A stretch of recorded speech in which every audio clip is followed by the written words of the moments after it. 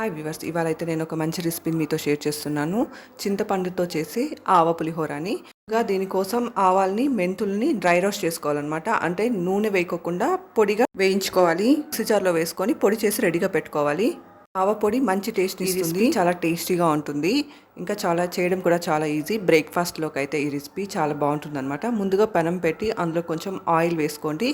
Oil వేడయ్యాక అందులోకి పోపు దినుసులు వేసుకోవాలి. ముందుగా ఆవాలను వేసుకోవాలి. ఆ తర్వాత ఉద్దిపప్పుని ఇంకా పప్పుని వేసుకొని బాగా ఫ్రై చేసుకోవాలి. కొంచెం జీలకర్రని కూడా వేసుకొని బాగా ఫ్రై చేసుకోవాలి. ఆ తర్వాత గుప్పెడు పల్లీలను తీసుకొని వేసేసి తక్కువ మంటలో అంటే లో హీట్లోనే పెట్టి బాగా ఫ్రై చేసుకోవాలన్నమాట. హై హీట్లో పెట్టారంటే తొందరగా మాడిపోతాయి. లో హీట్లోకి మాత్రమే పెట్టి బాగా ఫ్రై చేసుకోవాలి. ఇవన్నీ లో హీట్లో పెట్టి వేయించారంటే లోపల వరకు బాగా వేగుతాయి, ప్లస్ మాడవన్నమాట. మంచి కలర్ వచ్చేంత వరకు అంటే లైట్ గోల్డెన్ బ్రౌన్ కలర్ వచ్చేంత వరకు బాగా ఫ్రై చేసుకోవాలి.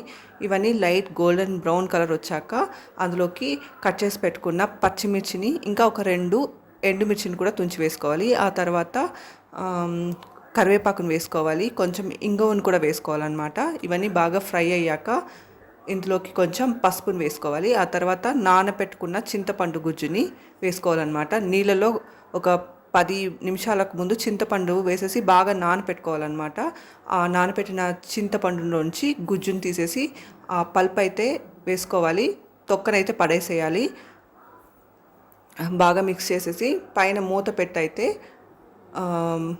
ఇందులోనే ఉప్పును కూడా వేసేయచ్చు అనమాట. ఉప్పును వేసేసి పైన మూత పెట్టి ఈ టామరిన్ పల్ప్ మొత్తం కొంచెం థిక్ అయ్యేంత వరకు బాగా ఉడకపెట్టుకోవాలన్నమాట. మీడియం టు లో హీట్ మధ్యలో పెట్టేసి ఒక 15 మినిట్స్ లో హీట్లోనే పెట్టేసి ఉడికిస్తే సరిపోతుంది. ఈ గుజ్జు బాగా ఉడికితే టేస్ట్ ఆవ పులిహోర టేస్ట్ అయితే చాలా బాగుంటుందన్నమాట. ఇలా చేశారంటే ఈ ఆవ పులిహోర చాలా టేస్టీగా ఉంటుంది. ఇందులోకే ఈ గుజ్జు ఉడుకుతున్నప్పుడే అందులోకి కొంచెం కొత్తిమీరని కూడా బాగా తరిగేసి వేసుకోవాలన్నమాట. ఈ ఫ్లేవర్ మొత్తం ఇందులో ఉడికిందంటే చాలా టేస్టీగా ఉంటుంది. కలిపేసి అయితే మూత పెట్టి సిమ్లో ఉంచేసి ఒక 10 to 15 మినిట్స్ మధ్యలో కలుపుకుంటూ ఉడికిచ్చారంటే మొత్తం బాగా ముద్ద కొంచెం థిక్ అయ్యేంత వరకు ఉడికిస్తే సరిపోతుంది. ఇక చూసారు కదా, ఇప్పుడైతే వేయించుకున్న ఆవ పొడిని ఇందులో వేసేసి కొంచెం మెంతి పొడిని కూడా వేసేసి ఇవి వేయించి పొడి కొట్టిన పొడి అనమాట వేసేసి కలిపేసుకొని రైస్ని అయితే ఉడకపెట్టుకొని ఒక గ్లాస్ రైస్కి 2 గ్లాసుల వాటర్ని అయితే వేసేసి ఉడికించుకొని చల్లారపెట్టి ఇందులో వేసి కలిపేశారంటే టేస్టీ అండ్ హెల్దీ ఆవ పులిహోర రెడీ అయిపోతుంది అనమాట. ఈ రెసిపీ చాలా టేస్టీగా ఉంటుంది.